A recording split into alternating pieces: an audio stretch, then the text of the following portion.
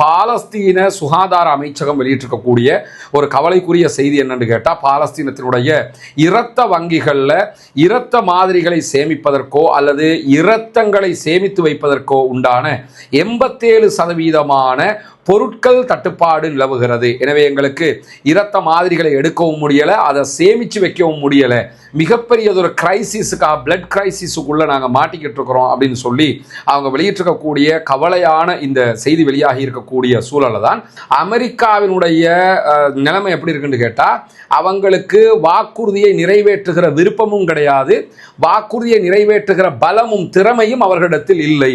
இஸ்ரேலுக்கு எதிராக அமெரிக்காவால் எதுவும் பண்ண முடியலை நிலைமையாக இருக்குது. எதிர்வருகிற மணி நேரங்களுக்குள்ளாக ஈரான் தங்கள் மீது தாக்குதல்களை நடத்தக்கூடும் என்றும் அதற்கு நாங்கள் தயாராக இருக்கிறோம் என்று சொல்லியும் இஸ்ரேல் அறிவிச்சிருக்காங்க. இஸ்ரேலுக்கு தேவைதான் என்னன்னா, ஒரு சமாதானத்தை சீர்குலைக்கணுமாக இருந்தா எப்படியாவது ஈரானை இஸ்ரேல் மேல அட்டாக் பண்ண வைக்கணும், ஒரு யுத்தத்தை உண்டாக்கணும், இஸ்ரேலை பாதுகாக்கிறேன் பேர் வழிந்து அமெரிக்காவை உள்ள இழுக்கணும், எடுத்து சண்டை பிடிக்கணுமே தவிர சமாதானம் வந்துட. ஈரானுடைய 4 முக்கியமான பேங்குகள் வங்கிகள் மேல சைபர் அட்டாக் நடந்திருக்கிறது, இணைய வழி தாக்குதல்கள் நடந்திருக்கிறது. முடக்கப்பட்ட ஈரானுடைய சொத்துக்கள் படிப்படியாக விடுவிப்பது என்று அமெரிக்க அதிபர் டொனால்ட் ட்ரம்ப் ஒப்புக்கொண்டிருக்கார். ஆனால் அந்த விடுவிக்கிறதெல்லாம் நான் பப்ளிக்ல அறிவிக்க மாட்டேன்னு இருக்காரு.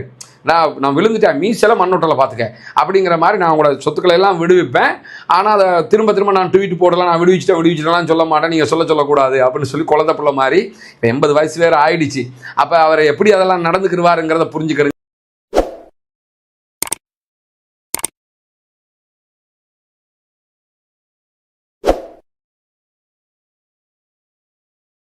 அன்பிற்கினிய சகோதர சகோதரிகளை, நம் அனைவர் மீதும் ஏக இறைவனுடைய அமைதியும் கருணையும் உண்டாகட்டுமாக என்கிற உயரிய பிரார்த்தனைகளோடு, பாலஸ்தீனத்தில் ஆரம்பித்து அதன் பின்னால் லெபனான் ஈரான் வரைக்கும் தொடர்ந்த இஸ்ரேலிய ஆக்கிரமிப்பு இராணுவத்தினுடைய தாக்குதல்கள், பின்னாட்களில் அமெரிக்காவை இணைத்துக் கொண்டு ஈரான் மீது ஒரு 40 நாள் பாரிய யுத்தமாக அது நடந்து முடிந்தது நமக்கெல்லாம் தெரியும்.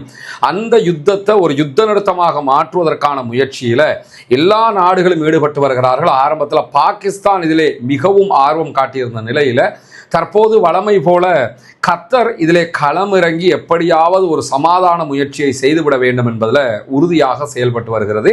அது நமக்கெல்லாம் தெரியும். இப்படியான சூழல்ல இந்த சமாதான உடன்படிக்கை ஏற்பட்டுவிடக் கூடாது, அதை எப்படியாவது முறையடித்து விட வேண்டும் என்பதில் இஸ்ரேல் மிக கவனமாக செயல்பட்டு வரக்கூடிய காட்சிகளையும் நம்ம காண முடியும். அதன் அடிப்படையில் அவர்கள் மீண்டும் லெபனான் மீதான தாக்குதல்களை உக்கிரப்படுத்துகிறார்கள். அதற்கு பதிலடியாக ஈரான் தாக்குதல் நடத்துகிற போது பேச்சுவார்த்தைகள் தூர போய்விடும் என்பது அவர்களுடைய திட்டமிட்ட ஒரு சதிச்செயலாக இருப்பதை உலகமே பார்த்து வரக்கூடிய சூழல்ல இன்றைக்கு முதன்மையாக பாலஸ்தீன சுகாதார அமைச்சகம் வெளியிட்டிருக்கக்கூடிய ஒரு கவலைக்குரிய செய்தி என்னன்னு கேட்டால், பாலஸ்தீனத்தினுடைய இரத்த வங்கிகளில் இரத்த மாதிரிகளை சேமிப்பதற்கோ அல்லது இரத்தங்களை சேமித்து வைப்பதற்கோ உண்டான 87% பொருட்கள் தட்டுப்பாடு நிலவுகிறது. எனவே எங்களுக்கு இரத்த மாதிரிகளை எடுக்கவும் முடியலை, அதை சேமித்து வைக்கவும் முடியலை, மிகப்பெரியதொரு கிரைசிஸுக்கா பிளட் கிரைசிஸுக்குள்ளே நாங்கள் மாட்டிக்கிட்டு இருக்கிறோம் அப்படின்னு சொல்லி அவங்க வெளியிட்டிருக்கக்கூடிய கவலையான இந்த செய்தி வெளியாகி இருக்கக்கூடிய சூழலை தான் இன்றைய நாளில் இஸ்ரேலிய ஆக்கிரமிப்பு இராணுவம் திடீரென அமெரிக்காவுக்கும் ஈரானுக்கும் இடையில ஒரு சமாதான உடன்படிக்கை ஓரிரு நாட்களுக்குள்ளாக நடக்கும் என்று பேசப்பட்டு வருகிற சந்தர்ப்பத்தில் தான் திடீரென பெய்ரூத் மேல தாக்குதலை நடத்தி இருக்கிறார்கள். பெய்ரூத் மேல நடத்தப்பட்டிருக்கக்கூடிய தாக்குதல்கள் இதுவரைக்கும் 11 நபர்கள் கொல்லப்பட்டிருக்கிறார்கள் என்கிற செய்திகள் வெளியாகி இருக்கக்கூடிய சூழல்ல ஒரு மிக கடுமையான கொடூரமான தாக்குதலாக பெய்ரூத்தினுடைய ஊடகங்கள் அந்த செய்திகளை வெளியிடுறதை நம்ம பார்க்க முடியும். ஆனால் இது தொடர்பாக அமெரிக்க அதிபர் டொனால்ட் ட்ரம்ப் உடனடியாக ஒரு கருத்தை வெளியிட்டிருக்கிறார். அதில் அவர் என்ன சொல்றாருன்னா, பெய்ரூத்தினுடைய தாக்குதல் நடத்தப்பட்டிருக்க கூடாது, அதை இஸ்ரேல் பண்ணியிருக்க கூடாது தான் அப்படின்னு சொல்லிட்டு அதுக்கு காரணம் அவர் சொல்றாரு. நீங்க பண்ணியிருக்கிறீங்களே, இதுல என்ன நலவு வரப்போகுது அப்படின்னு நம்ம பேசுவோம்ல, அது மாதிரி பேசும்போது என்ன சொல்றாருன்னு கேட்டா, இந்த தாக்குதல் நடந்திருக்க கூடாது, இதுல இருந்து எல்லோரும் பின்வாங்க வேண்டும், குறிப்பாக ஈரான் இதற்கு பதிலடி தாக்குதல்களை நடத்தக்கூடாது என்று கேட்கக்கூடியவர், அச்சுறுத்தல்களுக்கு எதிராக தன்னை தற்காத்துக் கொள்ளுகிற உரிமை இஸ்ரேலுக்கு இருக்கிறது, அதுல எந்த மாற்று கருத்தும் கிடையாது. இஸ்ரேலுக்கு தற்காப்பு உரிமை இருக்குதான், அப்ப பாலஸ்தீனத்துக்கு அந்த உரிமை இல்லையா, அல்லது லெபனானுக்கு அந்த உரிமை இல்லையா? எல்லாருக்கும் இருக்குல்ல. இவர் இஸ்ரேலுக்கு தற்காத்துக் கொள்ளுகிற அந்த உரிமை இருக்கிறது. ஆனால் பதிலடி கொடுத்த தாக்குதல் ரொம்ப ரொம்ப சிறுசு. நீங்க தற்காப்புக்கு தான் பதிலடி கொடுக்குறீங்கன்னா அதை 10-11 பேரை கொண்டுட்டு நிறுத்திருக்கிறீங்க, ஒரு 100 பேர் 200 பேர் 300 பேர் 500 பேர் இப்படித்தானே கொண்டிருக்கணுங்கிற விதமாக அவர் என்ன சொல்றாருன்னு கேட்டால், தற்காப்புக்காக தாக்குதல் நடத்துவதாக சொல்லிக்கொண்டு இஸ்ரேல் நடத்திய தாக்குதல் ரொம்ப ரொம்ப சிறுசு, எனவே இந்த தாக்குதல் நடத்தாமலே இருந்திருக்கலாம், நடத்துறா பெருசாக நடத்திருக்கணுமா, இல்லைன்னா இதை நடத்தாமலே இருந்திருக்கலாம்னு சொல்லிட்டு இந்த தாக்குதலில் யாரும் காயமடையவும் இல்லை, யாரும் கொல்லப்படவும் இல்லைங்கிறார். 11 பேர் செத்து போயிருக்கிறாங்க.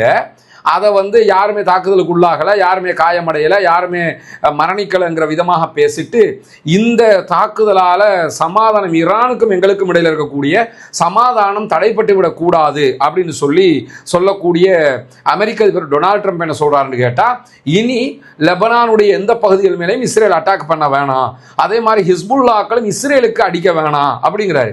இவர் சொல்லி முடிய இஸ்ரேல்காரன் கேட்டுற மாதிரியும், இஸ்ரேல்காரன் கேட்டுட்டா உடனே ஹிஸ்புல்லாக்களும் கேட்டுறணுங்கிற விதமாகவும் அவர் இந்த செய்திகளை சொல்லி பேசியிருக்கக்கூடிய காட்சிகளை நம்ம பார்க்க முடியும். இது அப்பட்டமான இஸ்ரேலுடைய அநியாயத்துக்கு துணை போகக்கூடிய ஒரு பேச்சாக அவருடைய பேச்சு அமைந்திருக்கக்கூடிய இந்த சந்தர்ப்பத்தில் இதற்கு பதிலடியாக உடனடியாக ஈரான் அதனுடைய அறிக்கையை வெளியிட்டிருக்கு. ஈரானுடைய நாடாளுமன்ற சபாநாயகர் முகமது பாகர் ஹலீபாப் அவர்கள் வெளியிட்டிருக்கக்கூடிய அறிவிப்பில் அவர் என்ன சொல்றாருன்னு கேட்டால், பெய்ரூத் மீதான இஸ்ரேலிய ஆக்கிரமிப்பு ராணுவத்தினுடைய தாக்குதலை பொறுத்தவரையில் அமெரிக்காவினுடைய நிலைமை எப்படி இருக்குன்னு கேட்டால், அவங்களுக்கு வாக்குறுதியை நிறைவேற்றுகிற விருப்பமும் கிடையாது, வாக்குறுதியை நிறைவேற்றுகிற பலமும் திறமையும் அவர்களிடத்தில் இல்லை. இஸ்ரேலுக்கு எதிராக அமெரிக்காவால் எதுவும் பண்ண முடியலைங்கிறதா நிலைமையாக இருக்குது அப்படின்னு சொல்லக்கூடிய முகமது பாகர் ஹலீபாப் அவங்க என்ன சொல்றாங்கன்னு கேட்டால், இஸ்ரேலிய படைகள் பெய்ரூத்தினுடைய தஹியே மாவட்டத்தில் மிக கடுமையான குண்டுவீச்சு தாக்குதல்களை நடத்தி இருக்கிறார்கள். வாக்குறுதிகளை நிறைவேற்ற முடியலை என்று சொன்னால், இப்போ நம்ம இந்த சமாதானம் பேசிக்கிட்டு இருக்கிறோம்ல, இதில் போகிறது ரொம்ப கடினம், அப்போ அடிச்சுக்கிடுவோம். உங்களுக்கு வாக்குறுதியை நிறைவேற்ற முடியும்னா தான் நீங்கள் இந்த ரூடுக்கு வரணும், உங்களால் நிறைவேற்ற முடியலைன்னா அப்போ சமாதானம் பேசுறதுல என்ன பலன் இருக்குது அப்படின்னு கேட்கக்கூடிய முகமது பாகர் ஹலீபாப் அவங்க வாஷிங்டனுக்கு எச்சரிக்கையாக என்ன சொல்கிறாருன்னு கேட்டால், இஸ்ரேல் தொடர்ந்து அநியாய தாக்குதல்களை பெய்ரூத் மேலே காசா மேலெல்லாம் நடத்துகிறாங்கல்ல, இந்த தாக்குதல்களுக்கு நீங்கள் பச்சை கொடி காட்டிக்கிட்டே இருக்கிறீங்க. இப்படி பச்சை கொடியை காட்டிக்கிட்டு எங்ககிட்ட இருந்து நீங்கள் சமாதானத்தை எதிர்பார்த்தீங்கன்னா அது நடக்க போகிற ஒன்று அல்ல. தெஹ்ரானோட பேச்சுவார்த்தைகளை நடத்துகிற நேரத்தில் நல்லவன் மாதிரியும், அதே நேரத்தில் இஸ்ரேலுடைய தாக்குதல்களை நாங்கள் நிறுத்திடுவோங்கிற விதமாகவும் சொல்லிக்கொண்டு, இந்த நல்லவன் ஒரு கட்டத்தில் நல்லவன் இன்னொரு கட்டத்தில் கெட்டவன் வேஷம் போடுறதை நீங்கள் நிறுத்தணும் அப்படின்னு சொல்லி ஈரானுடைய நாடாளுமன்ற சபாநாயகர் முகமது பாகர் ஹலீபாப் இன்றைக்கு அமெரிக்க அதிபர் டொனால்ட் ட்ரம்பினுடைய ட்வீட்டுக்கு, அவருடைய அறிக்கைக்கு பதில் அறிக்கை இன்றைக்கு வெளியிட்டிருப்பது மட்டுமல்லாமல் மீண்டும் சொல்கிறார், உங்களுக்கு இந்த வாக்குறுதியை நிறைவேற்றுகிற விருப்பமும் கிடையாது, அதை நிறைவேற்றுகிற அளவுக்கு உங்களுக்கு சக்தி பவரும் கிடையாது, இஸ்ரேலை கண்ட்ரோல் பண்ண முடியாமல் நீங்கள் தடுமாறிக்கிட்டு இருக்கிறீங்க அப்படின்னு சொல்லிட்டு, இந்த நிலையில நம்ம சமாதானம் என்று தொடர்ந்து போகிறது அசாத்தியமானது என்பதை கடும் எச்சரிக்கையாக அவர் சொல்லியிருக்கிற அதே நேரத்தில் உடனடியாக ஈரானுடைய ஹாத்தமல் அன்பியா இராணுவ பிரிவு, இந்த ஹாத்தமல் அன்பியாங்கிறது ஐஆர்ஜிசியினுடைய ஊடக பிரிவாக இவங்க செயல்படக்கூடியதான் ஹாத்தமல் அன்பியா என்கிற படைப்பிரிவு, அதனுடைய தளபதி சற்று நேரத்துக்கு முன்பதாக ஒரு அறிவித்தலை விடுத்திருக்கிறார். அதில் அவர் என்ன சொல்றாருன்னு கேட்டால், மிக கடுமையான ஒரு பதிலடியை லெபனான் தலைநகர் மீது இஸ்ரேல் நடத்தி இருக்கக்கூடிய இந்த தாக்குதலுக்கு பதிலடியாக நாங்கள் கொடுக்காமல் இருக்க மாட்டோம் அப்படின்னு சொல்லி மிக தெளிவான அறிக்கையை வெளியிட்டிருக்கிறாரு. இவருடைய அறிக்கைக்கு பிறகு உடனடியாக எதிர்வருகிற மணி நேரங்களுக்குள்ளாக ஈரான் தங்கள் மீது தாக்குதல்களை நடத்தக்கூடும் என்றும் அதற்கு நாங்கள் தயாராக இருக்கிறோம் என்று சொல்லியும் இஸ்ரேல் அறிவிச்சிருக்காங்க. இஸ்ரேலுக்கு தேவைதான் என்னன்னா, ஒரு சமாதானத்தை சீர்குலைக்கணுமாக இருந்தால் எப்படியாவது ஈரானை இஸ்ரேல் மேலே அட்டாக் பண்ண வைக்கணும், ஒரு யுத்தத்தை உண்டாக்கணும், இஸ்ரேலை பாதுகாக்கிறேன் பேர் வழிந்து அமெரிக்காவை உள்ள இழுக்கணும், எடுத்து சண்டை பிடிக்கணுமே தவிர சமாதானம் வந்துடக்கூடாது. சமாதானம் வந்தால் அதுக்கு பிறகு இஸ்ரேலில் தேர்தல் வருகிறது, தேர்தல் வந்தால் எலெக்ஷனில் தோற்று போயிடுவான் நெத்தன்யாகு என்கிற கவலையெல்லாம் இருக்கிறதுனால தான் இந்த வேலையை இஸ்ரேலுடைய ஆளும் கட்சி மீண்டும் மீண்டும் செய்கிற காட்சியை நம்ம பார்க்க முடியும். அந்த அடிப்படையில் என்ன பண்ணுறாங்கன்னு கேட்டால், எதிர்வரக்கூடிய மணி நேரங்களுக்குள்ளாக ஈரானிடமிருந்து பதிலடி கிடைக்கும் என்று அவர்கள் எதிர்பார்க்கிறார்கள். எதிர்பார்க்கிற விதமாகவே ஹாத்தமல் அன்பியா படைப்பிரிவும் என்ன செஞ்சிருக்கிறாங்கன்னு கேட்டால், இந்த பதிலடி உங்களுக்கு நிச்சயம் கிடைக்கும் என்கிற அறிவிப்பை விடுத்திருக்கிறார். அதே நேரத்தில் தற்போது நம்ம 6, 7 ஆகிய 2 வீடுகளை கட்டிக்கிட்டு இருக்கிறோம். 8வது வீடு கட்டுவதற்குரிய அடித்தளமும் போடப்பட்டிருக்கிறது. இந்த வேலைகள் முடிஞ்சதோடு அந்த வேலையை நம்ம ஆரம்பிச்சிருவோம். அதை இப்போ என்ன நிலைமையில் இருக்குதுங்கிறத பார்க்குறதுக்காகத்தான் வந்திருக்கிறோம்.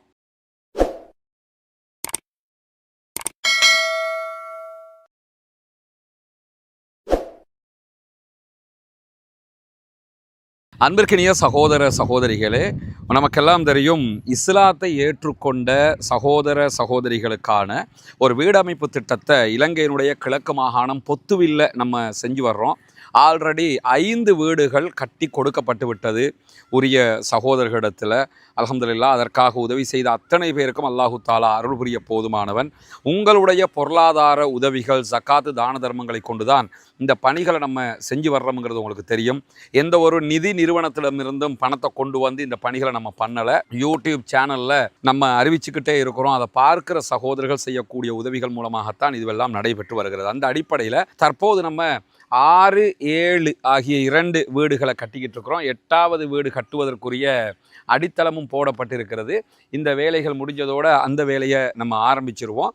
அதை இப்போ என்ன நிலைமையில் இருக்குதுங்கிறத பார்க்குறதுக்காகத்தான் வந்திருக்கிறோம். பண உதவி செய்யக்கூடிய சகோதரர்கள் அவர்கள் தரக்கூடிய பணத்திற்கான வேலை நடைபெறுகிறதா என்பதை தெரிந்து கொள்ள வேண்டும் என்பதற்காகத்தான் இந்த வீடியோக்களை நம்ம போட்டுக்கிட்டு இருக்கிறோம். எனவே இந்த பணிகள் இப்பொழுது என்ன நடக்கிறது என்பதை வந்து பாருங்கள். வயரிங்கும் நடக்குதுமா? ஓ, நல்ல மாதிரி இப்போவே அது பேசும்.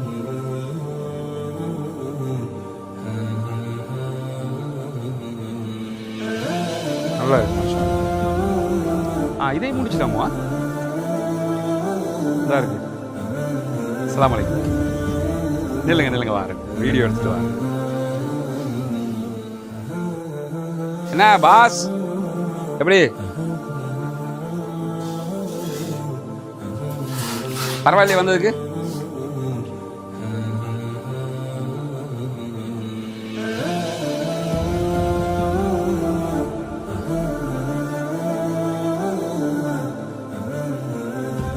நபிகள் நாயகம் ஸல்லல்லாஹு அலைஹி வஸல்லம் அவர்கள் இந்த நட்பணிக்காக உதவி செய்வதற்கு நிறைய வலியுறுத்தல்களை சொல்லி இருக்கிறார்கள். குறிப்பாக தான தர்மங்கள் தொடர்பான நிறைய நபிகள் நாயகத்துடைய வழிகாட்டலையும் திருமறை குர்ஆனுடைய வழிகாட்டல்களையும் நம்ம பார்க்க முடிகிறது. அதே நேரம் ஜக்காத்து நிதிகளை பொறுத்தவரையில் ஜக்காத்து 8 கூட்டத்திற்கு நம்ம கொடுக்க முடியும். அதில் ஒரு கூட்டத்தினர் முஅல்லஃபத்துல் குலூப், உள்ளங்கள் ஈர்க்கப்படுகிறவர்கள், இஸ்லாத்தை ஏற்றுக்கொள்ளுகிறவர்கள். அப்படியானவர்களுக்காகத்தான் இந்த வீடுகளை நம்ம கட்டிக்கிட்டு இருக்கிறோம்.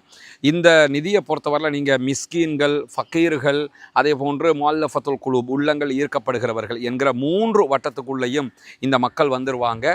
உங்கள் ஜக்காத்து பணத்தை நீங்கள் இதுக்காக தருகிற நேரத்தில் 3 சாராருக்கும் ஜக்காத்து கொடுத்த நன்மைகளும் உங்களை வந்து அடைந்து விடும். அமெரிக்காவுக்கும் ஈரானுக்கும் இடையிலான ஒப்பந்தம் உடனடியாக கையெழுத்தாகாது என்கிற ஒரு அறிவிப்பையும் ஈரானுடைய ஊடகங்கள் அரசாங்கத்தினுடைய அறிவிப்பாக வெளியிட்டுக் கொண்டிருக்கிறார்கள். ஈரானுடைய அதிகாரிகள் தெஹ்ரான்ல கத்தருடைய அதிகாரிகளோடு பேச்சுவார்த்தைகளை நடத்தி கொண்டிருக்கக்கூடிய இந்த சூழலில் தான் ஃபார்ஸ் நியூஸ் ஏஜென்சி இந்த செய்தியை வெளியிட்டிருக்கிறாங்க. கத்தருடைய சமாதான தூதுக்குழு தற்போது தெஹ்ரானில் இருக்கிறாங்க. ஈரான் தலைநகரத்தில் பேச்சுவார்த்தைகளை நடத்தி கொண்டிருக்கிறார்கள். அந்த சந்தர்ப்பத்தில் தான் இந்த அறிவிப்பு வந்திருக்கிறது. இந்த ஒப்பந்தம் இறுதி செய்யப்படலை, நாங்கள் உடனே கையெழுத்திடுவதற்கான சாத்தியக்கூறுகள் கிடையாது. ட்ரம்ப் அறிவிச்சிருக்கக்கூடிய நேரத்தில் கண்டிப்பாக நாங்கள் கையெழுத்திடுவதற்கான வாய்ப்புகள் கிடையாது அப்படின்னு சொல்லி அவங்க அறிவித்திருக்கக்கூடிய செய்திகளுக்கு மத்தியில் தான் இன்றைக்கு வெளியாக இருக்கக்கூடிய இன்னும் ஒரு முக்கியமான செய்தி என்னன்னு கேட்டால், ஈரான் வெளியிட்டிருக்கக்கூடிய செய்திகளில் ஈரானுடைய 4 முக்கியமான பேங்குகள், வங்கிகள் மேலே சைபர் அட்டாக் நடந்திருக்கிறது, இணைய வழி தாக்குதல்கள் நடந்திருக்கிறது. இருந்தாலும் வாடிக்கையாளர்களுடைய சேவைகளுக்கு எந்த பாதிப்பும் வரவில்லை. அவர்களுடைய தரவுகள் எதுவும் அவங்க அந்த சைபர் அட்டாக் பண்ணினவங்களால திருட முடியாமல் போயிடுச்சு. அதெல்லாம் நாங்கள் சேஃப்கார்ட் பண்ணிட்டோம் அப்படின்னு அறிவிச்சிருக்கிறாங்க. ஈரானுடைய பேங்க் மெல்லி என்கிற ஒரு வங்கி, அதே போன்று பேங்க் தெஜாரத் என்கிற ஒரு வங்கி, அதே போன்று பேங்க் சதேரத் என்கிற ஒரு வங்கி, இதெல்லாம் வந்து அந்த அவங்களோட இந்த பார்சி மொழியில் வைக்கப்பட்டிருக்கக்கூடிய வங்கிகளுடைய பெயர்கள். இங்கே இலங்கை வங்கி, மத்திய வங்கின்னு வச்சிருப்போம்ல, அது மாதிரி வச்சிருக்கிறாங்க. அதே மாதிரி ஈரானுடைய ஏற்றுமதி மேம்பாட்டு வங்கி, இந்த 4 வங்கிகள் மீது, பேங்குகள் மேலதான் தாக்குதல்கள் நடத்தப்பட்டிருந்தது. தற்காலிக சேவை நிறுத்தங்கள் நடைபெற்றது. மற்றபடி எல்லாமே நாங்கள் சரி செஞ்சிட்டோம் அப்படின்னு சொல்லி அவங்க அறிவிச்சிருக்கக்கூடிய காட்சிகளை நம்ம பார்க்க முடியும். தொடர்ந்து ஈரான் அமெரிக்காவுக்கு தன்னுடைய பதிலை, எச்சரிக்கையை கொடுத்து கொண்டே இருக்கக்கூடிய சூழல்ல இன்னைக்கு இன்னும் சில செய்திகள் வெளியாகி இருக்கிறது. இந்த அமெரிக்காவுக்கும் ஈரானுக்கும் இடையிலான ஒப்பந்தத்தில் என்னவெல்லாம் இருக்கிறது என்கிற தரவுகள் வெளியாகி இருக்கிறது. 14 அம்ச ஒப்பந்த தீர்மானங்கள் வெளியாகி இருக்கிறது. அதிலே ஈரான் மீதான தடைகளை நீக்குவதற்காக 60 நாட்கள் பேச்சுவார்த்தை ஒன்று நடத்தப்படும் என்று ஒப்புக்கொள்ளப்பட்டிருக்கு இருதரப்பாலையும். அதே மாதிரி அணு ஆயுதங்களை உருவாக்க மாட்டோம் என்ற உடன்படிக்கையை ஈரான் மீண்டும் உறுதிப்படுத்தும். அவங்க எத்தனை முறை சொல்லிக்கிட்டு தான் இருக்காங்க, நாங்கள் அணு ஆயுதம் செய்ய மாட்டோம் சொல்லிக்கிட்டு இருக்கிறாங்க. அதை மீண்டும் ஒரு முறை ஈரான் உறுதிப்படுத்தும் என்கிற ஒப்பந்தம் எட்டப்பட்டிருக்கிறது. பேச்சுவார்த்தை காலத்தில் அமெரிக்கா புதிய தடைகளை விதிக்கக்கூடாது என்கிற ஒப்பந்தமும் அவர்களுக்கு மத்தியிலே பேச்சுவார்த்தையில் முடிவாகி இருக்கிறது.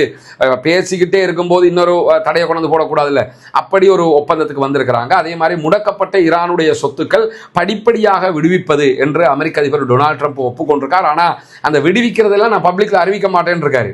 நான் விழுந்துட்டேன், மீசெல்லாம் மண்ணோட்டலை பார்த்துக்க அப்படிங்கிற மாதிரி நான் உங்களோட சொத்துக்களை எல்லாம் விடுவிப்பேன், ஆனால் அதை திரும்ப நான் ட்வீட் போடலாம், நான் விடுவிச்சிட்டேன் சொல்ல மாட்டேன், நீங்கள் சொல்லக்கூடாது அப்படின்னு சொல்லி குழந்தை பிள்ளை மாதிரி. இப்போ 80 வயசு வேறு ஆயிடுச்சு. அப்போ அவர் எப்படி அதெல்லாம் நடந்துக்கிடுவாருங்கிறத புரிஞ்சுக்கிறங்க. 80 வயசில் இருக்கக்கூடிய ஒரு ஆளுடைய சிந்தனை திறன், செயல்பாட்டு திறன் எப்படி இருக்குங்கிறத நம்ம புரிஞ்சுக்கிற வேண்டிய ஒரு சூழலாகத்தான் இந்த சூழலும் இருக்கிறது. அதே நேரத்தில் ஒப்பந்தம் முறையாக செயல்படுத்தப்படுகிறதா என்பதை கண்காணிப்பதற்கு சிறப்பு குழு ஒன்றும் நியமிக்கப்படும். 2 தரப்பும் ஒப்பந்தத்தை கரெக்டாக கடைபிடிக்கிறாங்க, ஒரு சிறப்பு குழு அதை கண்காணிக்கும் அப்படிங்கிற ஒரு ஒப்பந்தத்துக்கு வந்திருக்கிறாங்க. அதே மாதிரி இறுதி ஒப்பந்தத்துக்கு ஐநா பாதுகாப்பு கவுன்சில் ஒப்புதல் அளிக்க வேண்டும். கடைசி ஃபைனல் ஸ்டேஜ் இது ஈரானுடைய வெற்றியின் அர்த்தம். இந்த ஒப்பந்தம் என்னன்னா, கடைசிக்கு இதை கொண்டு போய் பாதுகாப்பு செக்யூரிட்டி கவுன்சில், ஐநாவுடைய செக்யூரிட்டி கவுன்சிலில் போட்டு அதில் ஒப்புதல் பெறணும். அதில் வீட்டோ பவர் நாடுகள் எல்லாம் இருக்கு, யாரும் வீட்டோ செய்யாமல் இதில் ஒப்புதலை கொடுக்கணும் அப்படின்னு சொல்லி அதில் பேசப்பட்டிருக்கிற. அதே நேரத்தில் யுரேனியம் பொருளாதாரம் சார்ந்து மட்டும் தான் பேச்சுவார்த்தை நடத்தப்படுகிறது தவிர ஈரானுடைய ஏவுகணை திட்டங்கள் இதில் இன்க்ளூட் ஆகல. ஏவுகணை இவ்வளவு தூரத்துக்கு தான் நீங்கள் ஏவுகணைகளை தயாரிக்கணும், அதுக்கு மேலே நீங்கள் தயாரிக்கக்கூடாது, இந்த மாதிரி விஷயங்கள் எல்லாம் இந்த ஒப்பந்தத்துக்குள்ளே கொண்டு வரப்படவில்லை என்கிற செய்திகளும் இன்றைக்கு வெளியாகி இருக்கிற. அதே நேரத்தில் லெபனான், காசா உள்ளிட்ட அனைத்து முனைகளிலும் யுத்தம் நிற்க வேண்டும். திட்ட தெளிவாக லெபனான்லையும் இஸ்ரேல் தாக்கக்கூடாது, காசாவில் எந்த இடத்துல இஸ்ரேல் தாக்கல் நடத்தக்கூடாது, தாக்கல் நடத்தினா ஈரான் தாக்கல் நடத்தும் என்கிற ஒப்பந்தம் எட்டப்பட்டிருக்கிறது. அதே நேரத்தில் ஈரானுடைய உள் விவகாரங்களில் அமெரிக்கா தலையிடவும் கூடாது. அவனை தூண்டி விடுறது, இவனை தூண்டி விடுறது, போராட்டம் நடத்து, ஆர்ப்பாட்டம் நடத்து, வெப்பன் தர்றேன்னு சொல்றது, இந்த வேலைகள் செய்யக்கூடாது. 30 நாட்களுக்குள்ளாக அமெரிக்காவுடைய கடல் வழி முற்றுகை நீக்கப்பட வேண்டும். 30 நாட்களுக்குள்ள பொட்டி வெடிக்க தூக்கிக்கிட்டு அமெரிக்காவுக்கு கிளம்பி போயிடணும். ஹொர்முஸ் பகுதிகளில் நீங்க நிற்கக்கூடாது, ஓமான் வளைகுடாவில் நிற்கக்கூடாது அப்படின்னு சொல்லிட்டாங்க. அதே மாதிரி ஈரானை சுற்றி இருக்கிற அமெரிக்க படைகள் வெளியேற வேண்டும். ஈரானை சுற்றி எங்கெல்லாம் அமெரிக்க படைகள் இருக்கோ எல்லாமே வெளியேறணும். 30 நாட்களுக்குள்ள ஹொர்முஸ் நீரிணைய 2 தரப்பாரும் ஓபன் பண்ணுவாங்க. அதே நேரத்தில் ஈரானுடைய கச்சா எண்ணெய், பெட்ரோ கெமிக்கல் ஏற்றுமதி மீதான தடைகள் ரத்து செய்யப்படும். ஈரான் ஏற்றுமதி இதெல்லாம் ரத்து செய்யப்பட்டாலே யுத்தம் பண்ணினதே ஈரானை கண்ட்ரோல் பண்ண. இப்போ ஈரான் வச்சிருக்கிற கோரிக்கைகளும் அவங்க ஏற்றுக்கொண்டிருக்கிறதெல்லாம் பார்த்தா ஈரான் யுத்தத்திலையும் ஜெயிச்சு ஒப்பந்தத்திலையும் ஜெயிச்சிருக்கிறாங்கன்ற அர்த்தம். அது இல்லாமல் ஈரானுடைய மறுசீரமைப்பு பணிகளுக்காக 300 பில்லியன் அமெரிக்க டாலர்கள் வழங்க வேண்டும் என்பதும் அதிலே பேசப்பட்டிருக்கிறது. 1 பில்லியன் 2 பில்லியன் கிடையாது, 300 பில்லியன். நம்ம நாட்டினுடைய மொத்த கடன் தொகையாக 67 பில்லியன் இருக்குன்னு நினைக்கிறேன் அமெரிக்க டாலர்கள். இந்த 67 பில்லியன் அமெரிக்க டாலர்கள் நம்முடைய மொத்த கடன். இதை கொடுத்துட்டோம்னா நம்ம நாட்டுக்கு கடனே இல்லைன்னு அர்த்தம். அதே நேரத்தில் இப்போ ஈரானுக்கு நஷ்ட ஈடாக கொடுக்கறது எவ்வளோன்னு கேட்டால் 300 பில்லியன். இதில் எத்தனை மடங்குங்கிறத அந்த பெருமதியை புரிஞ்சுக்கிறதுக்காக சொல்கிறேன். அதே மாதிரி இப்போ இந்தியாவை நீங்கள் எடுத்துக்கிட்டிங்கன்னா அவங்களுடைய வெளிநாட்டு அந்நிய செலாவணி எவ்வளோ இருக்குது, எவ்வளோ டாலர் இருக்குது அவங்கக்கிட்ட பார்த்தீங்கன்னு சொல்லி சொன்னால், டாலரில் அவர்களுடைய அந்நிய செலாவணி 500+ பில்லியன் அப்படின்னு இருக்குது. 500 பில்லியனுக்கு அதிகமான தொகைகளை அவங்க வச்சுக்கிட்டு இருக்கிறாங்க அப்படின்னு இருக்குது. அப்படின்னா அவங்கள்ட்ட இந்தியாவிட்டையே ஃபாரின் கரன்சி எவ்வளோ இருக்குன்னா 500 பில்லியன் தான் இருக்குது. இப்போ நஷ்ட ஈடே 300 பில்லியன் US டாலர் கிடைக்குதுன்னா எவ்வளோன்னு பார்த்துக்க. ஒரு டாலருங்கிறது இப்ப இலங்கை பணத்துக்கு 313 ரூபா பிளஸ் போய் கொண்டிருக்குது. 300 ரூபான்னு வச்சுக்கிறீங்களேன். வச்சுக்கிட்டா $10 எவ்வளவு, $100 எவ்வளவு, $1000 எவ்வளவு, $10,000 எவ்வளவு, $1,00,000 எவ்வளவு, $10,00,000 எவ்வளவு, $1 கோடி எவ்வளவு, 10 கோடிக்கு எவ்வளவு, 100 கோடிக்கு எவ்வளவு அப்படிங்கிறதெல்லாம் கணக்கு பார்த்து 1 பில்லியனுக்கு எவ்வளவுங்கிறத பாருங்க. 1 பில்லியனுக்கு எவ்வளவுன்னு தெரிஞ்சுட்டா 300 பில்லியன் எவ்வளவுங்கிறது தெரிய வந்து கால்குலேட்டரை தடுமாறுகிற அளவுக்கு உண்டான கணக்கு. இவ்வளவு நஷ்ட ஈட்டையும் கொடுக்கறதுக்கு அமெரிக்கா ஒப்புக்கொண்டு இருக்கிறது என்கிற செய்திகள் எல்லாம் இன்றைக்கு வெளியாகி இருக்கிறது. இன்றைக்கு வெளியாகி இருக்கக்கூடிய பல முக்கியமான செய்திகளை தான் உங்களோடு பகிர்ந்து கொண்டிருக்கிறோம். எந்த நேரத்திலையும் இஸ்ரேல் மீது ஈரான் அடுத்த தாக்குதல்களை தொடுக்கக்கூடும் என்று இருக்கக்கூடிய சூழல்ல அப்படியான தாக்குதல்கள் நடத்தப்பட்டால் உடனடியாக அந்த செய்திகளையும் உங்களுக்கு கொண்டு வந்து தருவதற்கு தயாராக இருக்கிறோம். தொடர்ந்து இணைந்திருங்கள். ரஸ்மின் மேசி நியூஸ் மற்றும் ரஸ்மின் டாக்ஸ் ஆகிய 2 சேனல்களோடு தொடர்ந்தும் தொடர்ந்தும் ஆக்கிரமிப்பாளர்கள் தொடர்பான செய்திகளை உங்களுக்கு கொண்டு வந்து தருவதற்கு தயாராக இருக்கிறோம். ஆக்கிரமிப்புகள் ஓய வேண்டும், ஆக்கிரமிப்பாளர்களும் ஓய வேண்டும் என்கிற உயரிய பிரார்த்தனைகளோடு ஆக்கிரமிப்பாளர்களுக்கு எதிராக தொடர்ந்தும் ஜனநாயக ரீதியாக குரல் எழுப்புவோமாக வாகிறது. அவ்வானா அல்ஹம்துலில்லாஹி ரப்பில் ஆலமீன்.